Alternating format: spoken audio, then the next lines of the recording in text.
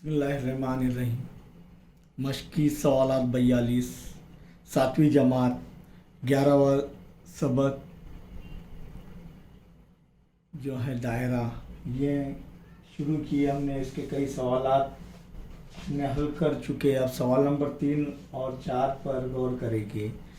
यहाँ पर तीसरा सवाल, एक दायरा नुमा बाग का निस्फ उत्तर 56 मीटर है।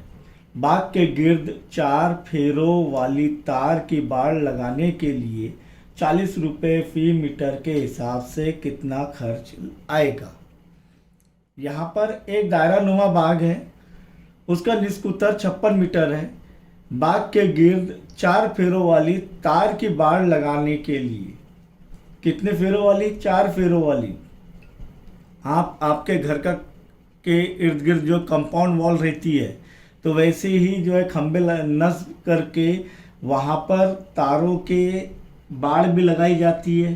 तो ऐसे वो तार के 4 फेरे लगाने के हैं।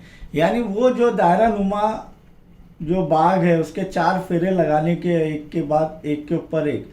तब हमें सबसे पहले उसका निस्फ उत्तर जो दिया हुआ है, निस्फ उत्तर से इसका मुहित मालूम कर लेंगे। यानी दायरा नुमा बाग की लंबाई हासिल हो जाएंगी हमें। तो वो लंबाई हासिल होने के बाद उसे जो है 4 से ज़र्ब करेंगे तो हमें तार की कुल लंबाई हासिल हो जाएगी। कुल लंबाई को हम जो है 40 रुपये फी मीटर के हिसाब से उसे ज़र्ब करेंगे तो हमें कुल खर्च तार को लगाने के लिए कितना आएगा वो हमें हासिल होगा। समझ में आया आपके? तो एक दायरा नुमा बाग का निस्फ उत्तर यानी आर बराबर कितना है? 56 मीटर। और खर्च कितना है? तार लगाने का खर्च 40 रुपये फी मीटर। तार लगाने का खर्च बराबर 40 रुपये फी मीटर, यानी 1 मीटर के हिसाब से 40 रुपये। तब हमें क्या हासिल करना पड़ेगा? सबसे पहले बाग का मुहित यानी अहाता। इसलिए बाग दायरा नुमा है, बाग का मुहित यानी अहाता। इसीलिए क्या रहेगा? 2 पाई आर। तो 2 ज़र्ब 56 जो है 7 के पाड़े में आता है, तो 22/7 ज़र्ब 56। 7 के साथ 7 आड़े 56 बच गया क्या? 2 ज़र्ब 22 ज़र्ब 8। तो 2 ज़र्ब 2 बराबर 4, फिर 2 ज़र्ब 2 बराबर 4। पहले ये हल करते हैं ना आसान वाला। ज़र्ब 8 बराबर 8 चौक 32 के 2 हासिल क्या है? 3। 8 चौक 32 और 3 कितना हो गया? 35। तो 352 मीटर। यानी एक फेरा लगाएंगे तो तार की लंबाई,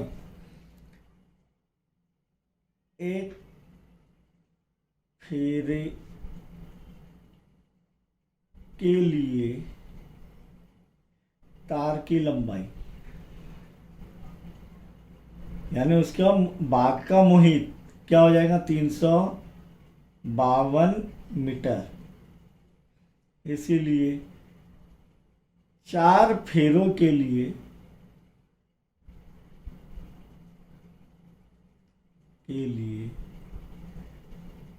तार की लंबाई यानी तार का मुहित कितने फेरों के लिए? 4 बराबर क्या हो जाएगा? 4 ज़र 352 बराबर 4 दूनी 8, 4 पंजे 20 के सिफर हासिल क्या है?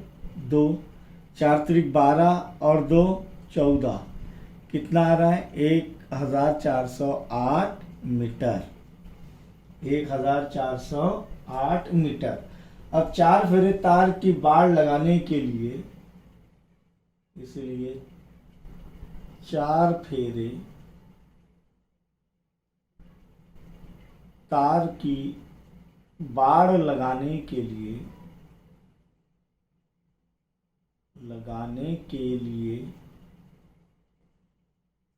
40 रुपए फी मीटर से के हिसाब से कुल खर्च क्या आएगा? कुल खर्च फिर 4 फेरे के लिए तार की लंबाई 1408 ज़र 40 रुपए बराबर ये 40 यानी 4 ज़र 10 और 10 इससे ज़र हो जाएगा तो क्या हो जाएगा? एक सिफर बढ़ जाएगा। 1408 के बजाय क्या हो जाएगा? 14080 ज़र्ब 4। आसानी के लिए कर रहा हूँ मैं आपके। 4 ज़र सिफर सिफर 4 8 32 के 2 हासिल क्या है? 3। 4 ज़र सिफर सिफर और जमा 3 3 4 चौक 16 के 6 हासिल का है। 4 की 4 और 1 5 तो कितना आ रहा है? 56,320 रुपये। 4 फेरे वाली फेरे तार की बाड़ लगाने के लिए कुल कितना खर्च आ रहा है? 56,320 रुपये। सवाल नंबर 4 पर गौर करेंगे कि एक बैलगाड़ी के पहिए का कुतर 1.4 सम। देखिए ध्यान दीजिए क्या दिया हुआ है? कुतर, तो हमें निस्कुतर मालूम करना होगा। 1.4 मीटर है। कुतर कितना है बैलगाड़ी के पहिए का? 1.4 मीटर है। बैलगाड़ी को 1.1 किलोमीटर का फासला तय करने के लिए पहिए के कितने चक्कर होंगे? यानी पहिए के चक्कर की तादाद 1.1 किलोमीटर। तो सबसे पहले किलोमीटर को किस में तब्दील करना होगा? मीटर में। 1 किलोमीटर में 1000 मीटर होते हैं तो 1.1 किलोमीटर में कितने किलोमीटर होंगे? 1.1 ज़र्ब 1000। तो वो देखेंगे हम लोग। सबसे पहले यहाँ पर क्या दिया हुआ है? कुतर, पहिए का कुतर, बैलगाड़ी के पहिए का कुतर कितना है? 1.4 मीटर। इसीलिए निस्कुतर क्या होगा? R बराबर 1.4/2।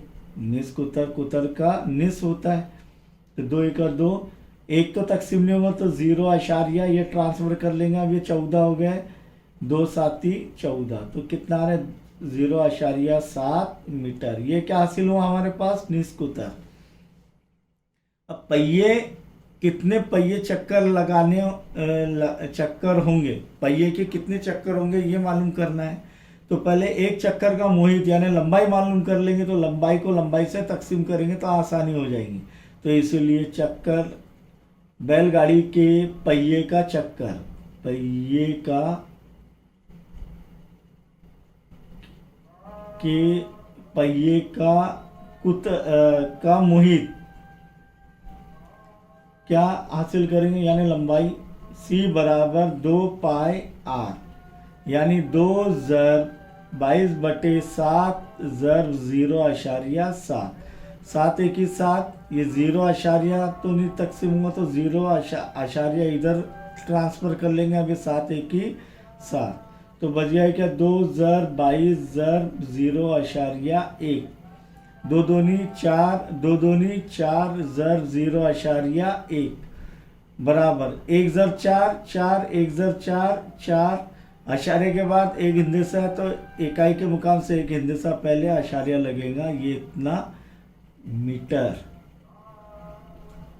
ये हमने मोहित हासिल कर लिया। एक चक्कर की लंबाई, मोहित यानी एक चक्कर की लंबाई यानी उसके बैलगाड़ी के चाक जो है चक्कर है उसके पहिए की लंबाई, एक पहिए की लंबाई या एक चक्कर की लंबाई कितनी है? 4.4 मीटर। अब ये जो है 1.1 किलोमीटर को मीटर में तब्दील करना है। फासला बराबर 1.1 किलोमीटर है। इसे किस में तब्दील करना होगा? मीटर में। तो 1.1 ज़र्ब 1000 तो ये क्या हो गया? किलोमीटर किस में तब्दील हो गया? आप मीटर में। अशारे के बाद एक हिंदे से हटाएंगे तो एक सिफर कट हो जाएगा तो 11 ज़र्ब कितना बच रहा है? बराबर 11 ज़र्ब 100 तो बराबर क्या हो गया 1100 मीटर, यानी 1.1 किलोमीटर यानी 1100 मीटर। अब हमें क्या करना है, कितना फासला यानी 1.1 किलोमीटर फासला तय करने के लिए पहिए के कितने चक्कर होंगे, इसीलिए 1.1 किलोमीटर यानी 1100 मीटर फासला तय करने के लिए